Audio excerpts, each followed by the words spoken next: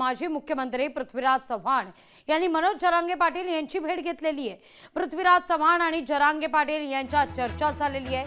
चव्हाण जरांगेंच्या भेटीवर लक्ष्मण हाकेंनी टीका केलेली आहे। ओबीसींनी फक्त उजरे घालायचे का अशा शब्दात या ठिकाणी लक्ष्मण हाके टीका करतात। जरांगे पाटील यांची भेट घेण्याची इच्छा होती। आज तो योग आला। ही सदिच्छा भेट होती। त्यांची तब्येत विचारण्याचा करता आम्ही सगळे इथं आलो होतो। काही दिवसापूर्वी ते पश्चिम महाराष्ट्राच्या दौऱ्यावर आले असताना सातारला त्यांना त्रास झाला होता।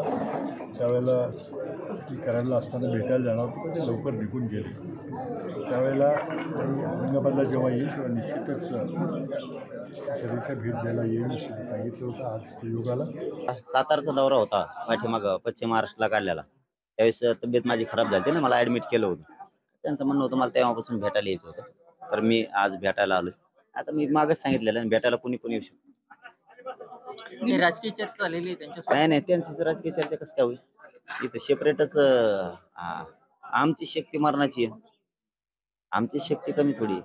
आपण ते भेटायला आले हे खरं आहे, का करता येणार नाही ना। मग भेटायला कोणी पण येऊ शकतो। त्यांनी तब्येतीचे विषय पण विचारलं आणि दुसऱ्या आरक्षणाविषयी पण चर्चा त्यांच्या बरोबर झाली, आरक्षणाच्या बाबत। रिझर्वेशन येणे केन प्रकारे ही माणसं येऊ घातलेल्या 2024च्या निवडणुकीनंतर या ओबीसीचं आरक्षण संपलेलं असेल। तुम्ही आम्ही बसा, फक्त हुजरे घालत ओबीसी बांधवांनो याचं ऑडिट येऊ घातलेल्या निवडणुकीमध्ये तुम्हाला आम्हाला करावं लागेल। कारण राजकारणाची भाषा यासाठी बोलतोय कारण या माणसांना फक्त निवडणुका, मतं, आपला पक्ष कसा जिंकेल, आपले आमदार खासदार कसे निवडून येतील, हे 4 आजी मुख्यमंत्री पाठिंबा देतात।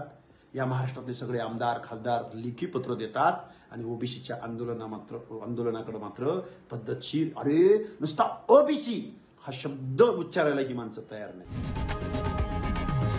लोकशाही मराठी ऐका, पहा, जागरूक रहा।